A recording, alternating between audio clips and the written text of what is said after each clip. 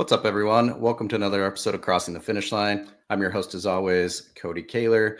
Today, we have a great episode. Two of my really good friends and fellow freight nerds, Jared Ross and Nate Marquez from eCarrierCheck, are going to be joining me. We're going to be talking about carriers and shippers, onboarding, vetting, their tool, eCarrierCheck. It's really, really cool. If you guys haven't checked it out, definitely check it out. Huge help. But before we jump into the show, I need to mention, and I apologize, guys. I've had a head cold, so I'm losing my voice a little bit. But got to mention that this episode is brought to you by ANZ Trucking. At ANZ Trucking, we're America's top food and beverage transportation company. Go check us out at anztrucking.com or find us on LinkedIn and reach out with any questions that you may have. So let's go ahead and bring on Nate and Jared. Hey, guys. Hey, Cody. What's going on? Happy Buckeye Day, huh? Yeah, huge day. Gotta go, huge day. Yeah. Oh, wait, baby. Yeah, great game. Great run through the playoffs. That was a long playoff, though. I hope that they actually move it to like every week they play a game instead of like the 10-day cycle, right? Yeah. That whole 6 weeks of playoffs was a little exhausting, but man, I definitely like the format, though. Definitely Do you like enjoyed it a lot more. Yeah, I liked it more than the top four. Like we were talking before the show, like top four is always top two SEC teams and then two others, and it's like every year it's that way. And I sound like an SEC hater because I am, but it is what it is. There was that run there for I don't know what 4 years, where it was just Alabama, Clemson, and then Georgia jumped in the mix, and it was like Georgia was beating everybody, and it just got kind of boring there for a little bit, Yeah. I think it's healthier to have more teams in there. Like seeing ASU and some randos, Boise State and stuff. Boise, there, and they played hard. ASU played Texas pretty hard. So yeah, and those ASU teams and like Boise, man, they got some dogs on their team too. Mm-hmm. Those guys can compete. Yeah, they need that national stage, right? I mean, some of those guys are going to be draft eligible, and playing a game like ASU played, it's helps their draft stock and all that fun shit. But anyways, plus those home teams made a fortune on those home games. Yeah, like they made big bucks. And honestly, anything you can do to kind of keep boosting things as we go into this crazy NIL world, probably not a bad idea to get some cash in the bucket. Yep. So. No, and I support that 100%. I see so many people talking trash on that, but I'm like, how many college athletes have we seen go down their senior year and it's like a career-ending injury and they never made a penny off of it? But the college made a ton off of them playing well. Yep. And they didn't make a penny, and now their pro careers like either in jeopardy or done. And so I support it, man. I mean, same. I don't have an issue with it. I really hope they get. I actually like the NIL thing. What really drives me nuts is they need to put the transfer portal after the bowl games, so that you don't get these crazy. Like Oklahoma they had 25 players sitting out. I'm like, what are we doing? What's going on? Yeah, I agree. They need to make it like the pros, right? Like free agency usually doesn't start until after the World Series or Super Bowl. Right. Exactly. I agree, because it's really weird to see people transferring when your team's going to a bowl, right? Like what the hell? Like that doesn't make any sense at all. Yeah, I'd almost just start throwing in those like there's NIL deals. Like, hey, make sure you play in the bowl game. Yeah, if you're getting this money, just at least play. At least get it in the contract of some sort. Yeah. Absolutely. I got to give it up, honestly. You know who I was impressed with? I don't know if I've actually been a fan of his all year, but at least Shadir showed up for the bowl game and played. Yeah. And I mean, this cat's going to be a top 5, top 10 prospect here. You know what I mean? Like it's okay. He showed up. He played. Good for him. Yeah. Because he didn't have to. He could have just sat out and said, I'm getting drafted in the first 5 here, boys. You know what I mean? So, I'll save myself the wear and tear from one game. Yeah. I mean, he definitely didn't go to class, but I mean, at least he showed up to the game. They've never gone to class. Most of them. I mean, I grew up in Utah, right? So the Utes, I don't know if you guys followed anything with the Utes, but good old Cam Rising over there, he's supposed to be eligible for his 8th season. So, Dr. Rising is going to be their QB next year, So when I saw that, I was like, dude, like he's almost as old as she's going to kill me for saying that, but she's almost as old as my wife, like what the heck? And, like I'm sitting here thinking these are college kids. These are supposed to be college kids, and they're playing against a 30-year-old. Like, I don't know. But anyways, back to let's talk some freight, guys. Let's talk some specifically tech. So eCarrierCheck, kind of give us a little bit of a background. I'm obviously familiar with you guys. Great tool. I promote you every chance I can get because I think you guys really help the industry. So give us a little bit of background for some of my audience that maybe doesn't know anything about you guys. Yeah. So I lived in the trucking space prior to tech, kind of in LTL, and then I switched over to truckload, and then went into brokering, and I just found a need for being able to find carriers in a really deep level, almost to the point where, honestly, let me tell you a size of gene that is terrible to find is trying to find 2929s for my son in Husky version is harder than it needs to be. You know what I mean? Yeah. And so we wanted to find carriers that were just a little more robust, not just from the FMCSA, but being able to take things from county records and things like that. And so we decided to build this MVP while I was a broker. I was like, hey, we gotta build up this thing and be able to find trucks a little bit better, a little easier. And it's amazing. We can find multi-compartment tankers or pneumatics or reefers that specialize in specific types of produce or different things like that. And so when we built eCarrierCheck, our goal was, how do we become the best sourcing platform to find trucks that you wouldn't normally find? The other thing too, and here's a weird scar that I got, is I got so dependent on the load boards. And this was prior to, this is prior to COVID. This is prior to all those things. So, we didn't have double brokering. Landstar was your only double broker out there, right? And, so, and you just knew they did it. Yeah, you were fine with it. They were like, you're the original OG with it. You're like, yeah, sure. Right. Your truck, huh? But, and then all of a sudden we got into this craziness that we're in now. And so we decided to, develop a sourcing tool for finding trucks, it's really specific types of trucks or trailers. And then also help with vetting as well, which is, huge. You can make a lot of different decisions on vetting very quickly, just with the right information. Did I miss anything? Yeah, I mean, in addition to the carrier sourcing and vetting, we also wanted to throw a way for you to kind of build your book of business, just grow your company in a nutshell. So we threw some shipper leads on there, which are very unique as well, because we can show you, these are the types of shippers using this type of equipment. Where are they networking, where are they moving their freight? So I love the shipper side on eCarrierCheck as well. And it's all verified information, right? Like that's the good part about it. You're not gonna, hope that I pulled up this customer, for example, and hope that that's the right email, hope that they're still there, because there's a ton of them. I'm not going to throw any names out there, but I know I still get calls from random people to, oh, hey, do you still work for Associated Foods? No, not for 12 years, actually. And I saw you were the logistics manager up there. Yeah, before you were out of high school. So, but if you got some freight that you need moved, I'll talk to you. But like if you're calling for my freight, wrong number. But it still happens. The big guys that are all, AI powered, they pull shit from 10 years ago and they, throw it out there because they're all about, and instead of, they don't really give a shit if they're producing real leads. They just want as many leads as they can possibly get out there. Not to trash them, but it's reality. So no, it is. Yeah.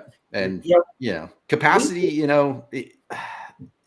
Jared brought up a great point, because for those of you who didn't live through COVID, or you weren't brokering through COVID, I guess not live through COVID, but if you weren't in this industry through COVID and you didn't live that nightmare for that year and a half trying to find capacity, and you've only been in this last 2 years where it's been kind of a cakewalk and it's easy to find capacity and you got more, you can throw anything on the DAT board and it's going to get covered most likely. Those days are numbered. You can already start to feel the capacity crunch. I'm sure you guys have seen it in the numbers.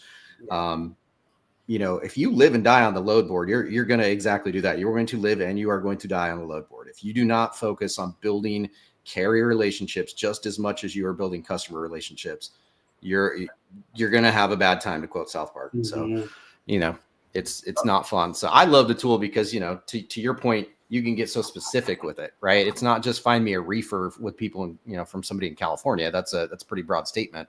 But I want somebody who's hauled produce, who has a reefer that's less than a year old or 2 years old or whatever it is. And I want to know that they're in the Fresno area exactly, right? And that's where you guys can really pin it down, and you guys can make those phone calls and those emails and actually figure out how to build a relationship, find out what their power lanes are, which you guys list as well, right? They're preferred. Yep. So yeah, all that information is out there for you guys. And it's a very easy to use tool, very affordable too. You know, I'm saying that from somebody who's used like 3 or 4 different tools, very affordable. I would definitely check it out if you guys haven't checked it out. These guys, you know, and check out their podcast too. These guys spit out a lot of great information. You guys are on every 2 weeks, or is it every week? Twice a week. Yep. We're on Wednesdays and Fridays. Yep. You're on twice a week. Yep. Yeah. I'm behind the times then. You guys are putting out a lot of content. Follow these guys on LinkedIn. They give a lot of great information. You guys both have backgrounds in logistics, right? Yep. So, you know, definitely check these guys out. Let's see. How are you guys seeing 2025 shaping up so far? Outside of weather, you know, weather's been a pain in the ass, but what are you guys seeing number wise? Are you seeing some capacity still exiting? Yeah, we're still seeing every week. We have it on our dashboard. We see driver or trucking companies shutting down, closing down. I think what you'll see, and especially for like the guys that have been around for quite a while, to see energy being a large focus, with our president mentioning this yesterday, drill baby drill. A lot of people that have CDLs just jump where money is, right? And so I think what you're going to end up seeing here fairly quickly, I'd say in the next 6 months, 3 to 6 months, is you'll see just drivers leaving the industry and going work on the oil fields, go hitting the pipeline. And so I honestly, you know, I know a lot of people, and I'm not an economist, this is just me working since 2008, seeing all the stupid ups and downs, is that, you know, really brokering and trucking isn't going to change. It's just, you're just back into that world where drivers can make more money in the oil field. And so they do, they go back over there. So here it comes, right? So, you know, a lot of the economists are saying, you know, we'll see this tightening here soon. Yeah, you're going to see it in the next 6 months. I guarantee it. Just because this is what happens when there's energy. I had 2 buddies that lost their jobs when Biden took presidency, and we're not here to talk about political aspects, but those 2, guess what they did? They jumped in a truck because, you know, when you're on the oil field, you want to be a CDL guy. And so, you know, when the oil field shut down, you're jumping in a truck. This is what we do. And so it'll be interesting to see the tightening continue. I think right now is an interesting time and a window for people, you know, brokers or carriers for that matter, to really secure some relationships that'll help them kind of go through 25 and really springboard into 26, in my opinion, just by heightening and getting better relationships with the trucks that they need and those things like that. Yep. Agreed. For all you brokers out there that are just posting every single load right now and you're not building any relationships, just wait till summertime, guys. Yeah. Or first produce season, you know what I mean? Yeah, April, right? It's always the 2 big events that always kind of kick off the yearly freight cycle, in my opinion, anyways, is housing and produce, right? Yep. If you have really good housing starts right now, because if you get housing starts right now, your builds are going to start in 2 to 3 months usually. So all the housing start numbers that you're seeing right now, which by the way, mortgage rates did drop yesterday. Looks like they're down again today. Thank God. If you get a healthy housing start and a really good produce season, you know, that summer's going to take off, and then that's going to last into Labor Day. You get a little bit of lull through October, and then you get just slammed with holiday freight, and it's, you know, January all over again. You don't even, you know, blink an eye and it's gone. So those are the 2 things that I always watch. Housing starts is going to dictate a lot of flatbed, dry van. A lot of people fail to realize how much goes into a house. It's not just brick and mortar and lumber. It's appliances, it's wiring, it's shingles, it's everything you can think of, right? Landscaping. So the better we see the housing market, the better the freight market's going to be. Produce is usually weather dependent. You know, Salinas season kicks off in April though, which is California. And if they had a good spring, you know, they can have a really good summer. And the last 3 summers, I guess, have been a mixed bag of drought and flooding. So we're hoping that we're not going to see either of those this year, and we can just return to normal. You know, brokers like predictability. So do shippers. You know, and so all this crap that's been going on since 2020, early parts of 2020, it's not been fun. You can't predict anything with what's going on these days and age. But so You're saying 3 to 6 months. So that's pretty aggressive. I definitely see, I see this summer is when the turn's going to happen. I really like the energy plug though, because that makes a lot of sense. And a lot of people don't even think about that, right? Yeah. They're going to jump where the money's at, to your point. And if you ain't making money in trucking, you're going to still find a way to make a living. You got to pay your bills. Yeah. Yeah. They got a skill. A CDL is a skill. And so you may as well take advantage of where I can go to get paid the highest. So. Yep. And, economy is the economy. I don't think anybody has a magic 8 ball when it comes to that shit, right? It's just, I don't really care who's in the White House either. Like, the economy is pretty broad. So there's a lot that goes into it. It's not just whoever's signing executive orders one way or the other.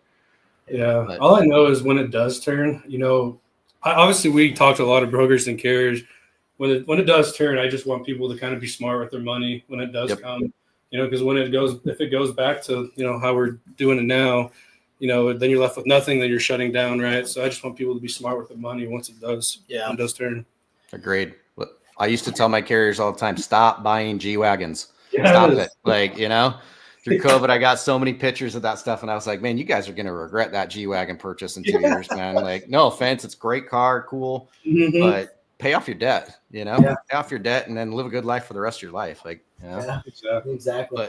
But, something that's interesting about, not to interrupt you there, Cody, but, I think no matter the economy or no matter the tightening or loosening or whatever actually happens, honestly, people just don't do it. We have an incredible tool and we can get you to the water, but trying to force people to actually make the calls, whether they're for shippers or make the calls, whether they're for, brokers or carriers, whatever you're into, because we swing any which way, right? Just kidding. But I thought this was an afternoon show. What are we doing? It's not PG rated, don't worry. Okay. But I do think that it's wildly important that people just start taking action. I honestly, it's like the guy that goes to the conference and gets all this knowledge and then just doesn't do anything with it. Right. People just aren't taking action. Honestly, this is the perfect time to be calling carriers and building relationships because they're struggling. You know what I mean? And this is honestly, if you sound different as a freight broker, this is a perfect time to be calling friggin' shippers because they're tired of the same old song and dance that the other people that aren't doing. You know what I mean? So if you sound different, right now it's time to make some hay. You know what I mean? And let's go cut. Absolutely. So, this is the time to plant those seeds, man. Like especially on the sales side, the carrier side, I honestly don't participate in that too much anymore in my role, but like from a sales side, this is the best time because most of us know these are long sales cycles. So you're not going to call somebody today and pick up freight tomorrow. And if you do, they probably have the worst credit in the world. And you're not going to get paid for that load. But, you got to start now to start seeing progress in Q2 and Q3. And, to your point, like find a way to differentiate yourself, but pick up the damn phone. You can go to a conference and get 50 different, cards from people and be like, I'm going to go back and I have this great ROI because I'm going to get all this business. But if you don't follow up with any single one of them, the business is not going to come to you. None of us have shippers actively calling us saying, hey, can you move my freight? Nobody. So, get off your ass, pick up the phone, make those dials. And, you're always one phone call away from changing your life on the sales side, right? Yeah. One yes can change your life.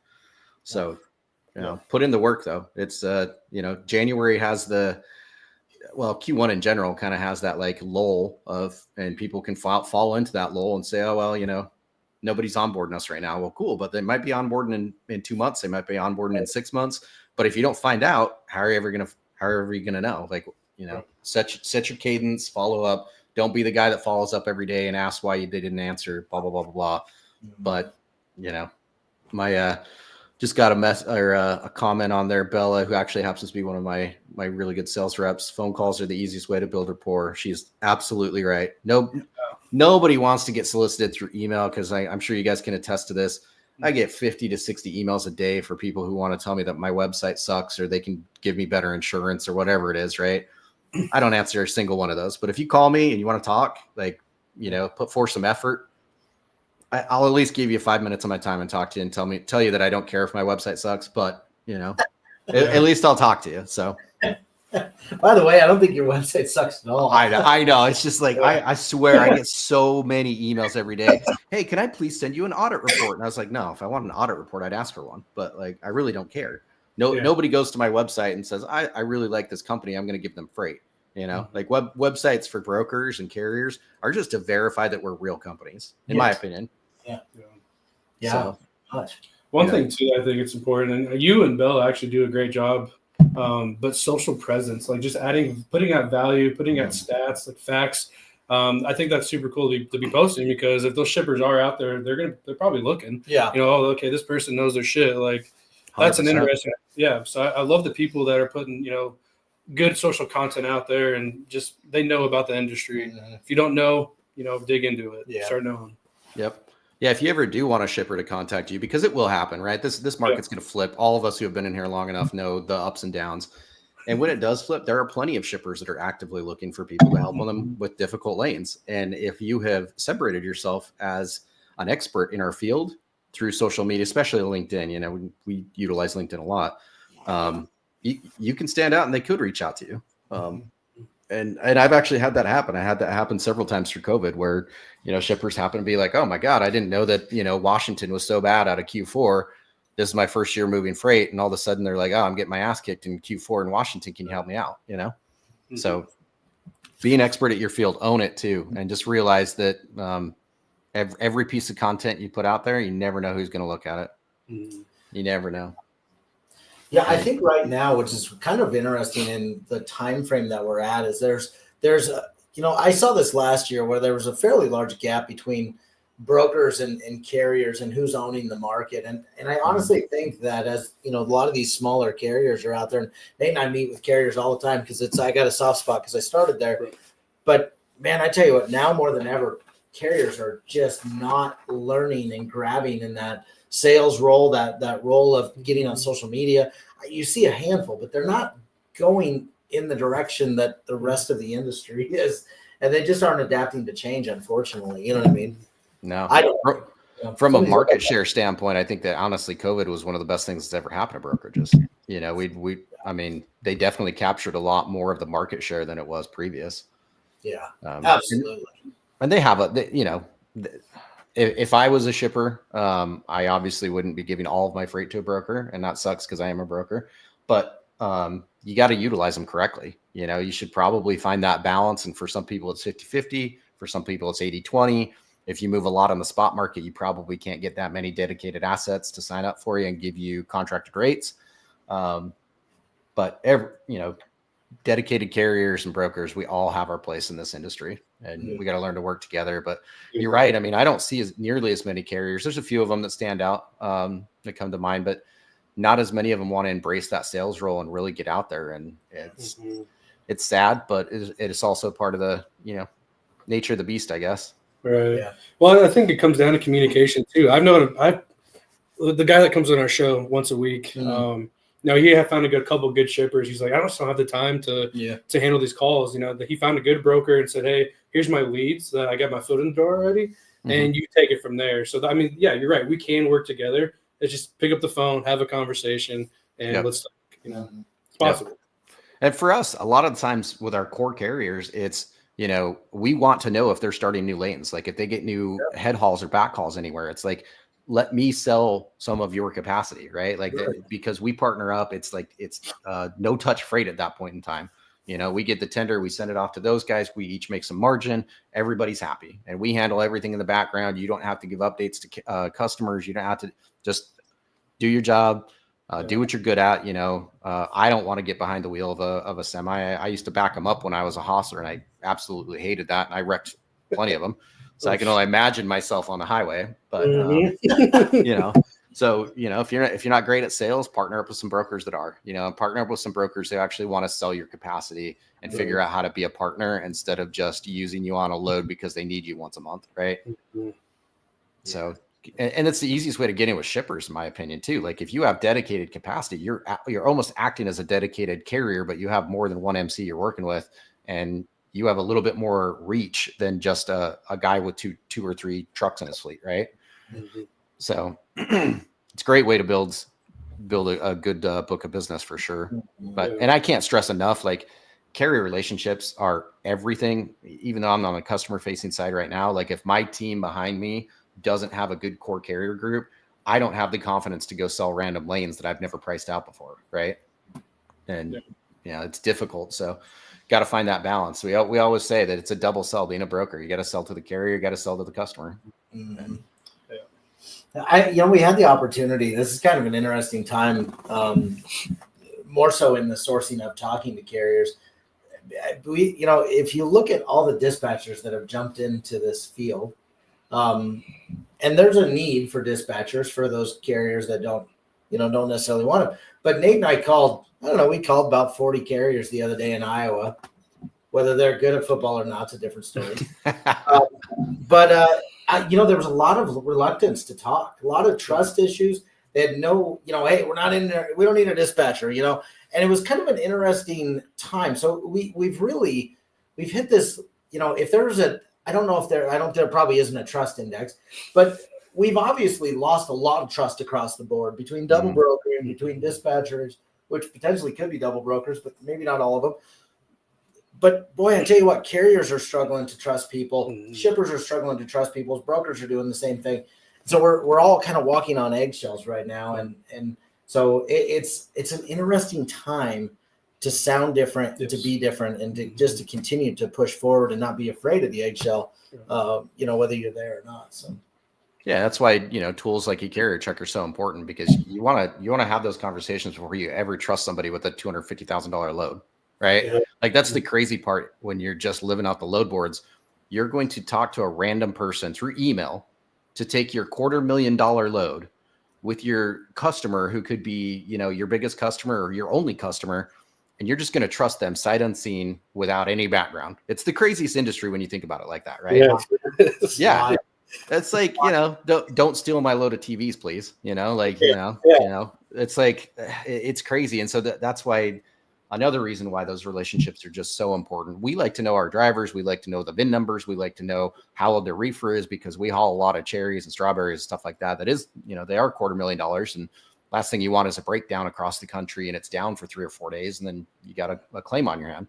Yeah. So we like to know all of that stuff. We like to talk to our drivers, not just the dispatchers.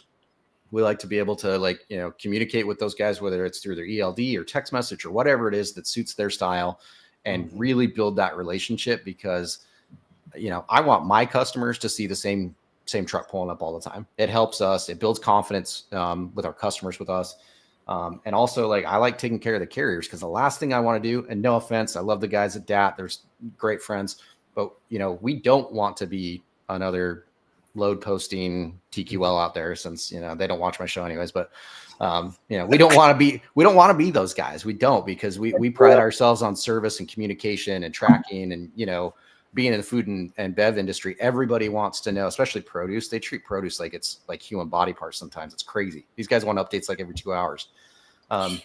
You have to track, you have to comply with their KPIs, not your own. And if you're finding a different carrier for their load every single week, you're going to really struggle, really struggle. So it's crazy out there, but I love eCarrierCheck. I think that you guys were kind of first to the market with this too. Cause I remember reaching out to you, Jared, probably 4 or 5 years ago, initially. So, you guys were kind of first to this, and there's obviously some new vetting tools out there now, but it's so important. And those of you who are on the carrier management side, this is a tool that is relatively inexpensive when you compare it to a lot of the other ones. And it is just another, tool in your tool belt that is going to help you guys be better at your job, build those relationships, and do what brokers are supposed to do. Brokers are not supposed to live on load boards. I was a shipper for 12 years, and the last thing I want is a different carrier on every single one of my loads. I want to trust that you have vetted that properly. It's on the right equipment. It's going to show up on time, and there's not going to be anything wrong with my freight. And best way to do that, build those relationships, know who you're working with, meet them in person. Like you guys said, you guys like to meet a lot of the carriers. We're the same way. As much as I, have to interface with customers and, love to go play some stick and, play a little golf with everybody. You got to do the same with your carriers. Take care of your carriers, make them feel like they're not just, a number out there or just an MC that you're abusing. Yeah, So absolutely. I hope that when everyone was setting their goals, and we're a week past Quitters Day here, right? yep. It's just kind of entertaining, but hopefully people put in there, hey, here are the, I'm going to build 5 new relationships this year. I'm going to maintain these relationships here. Nate and I talked a lot when we ended the year, where who 5 relationships that we got this year that we would have never have guessed, and it all came down to just the way we networked, the way we talked to people, and just our curious mindset of going, hey, what do you do?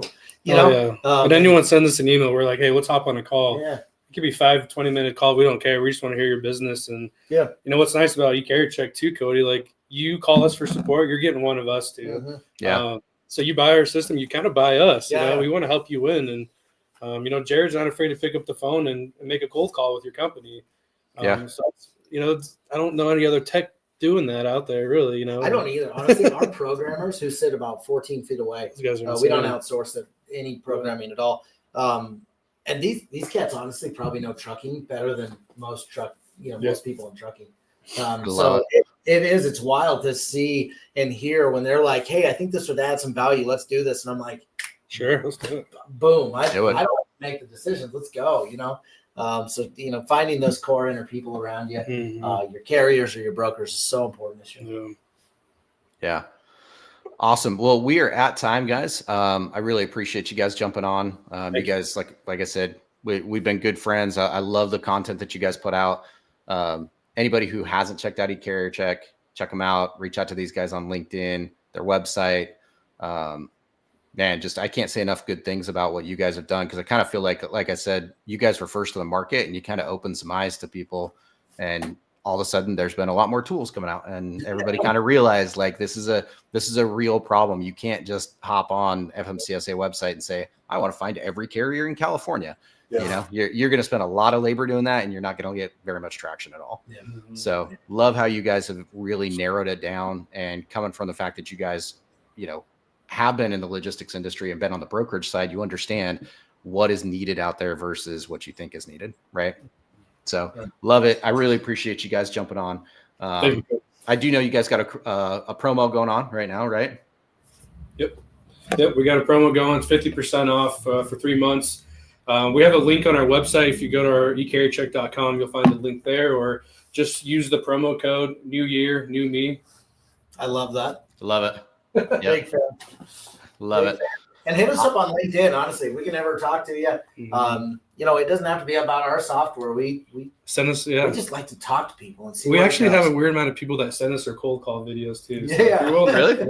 That's awesome. If you want to do it, we'll listen. We'll catch up. We'll give you some feedback. We should start something like once a month. Just do a live, right, and go through some of those. I think that'd be some good content for people. I'm down. It would be entertaining. Yeah, let's do it. Awesome. Well, thank you guys. We're gonna end here shortly, but I want to thank everybody for tuning in this week, and I will see you guys in a couple weeks. Thanks, Cody. Thanks, Cody. Thanks, guys.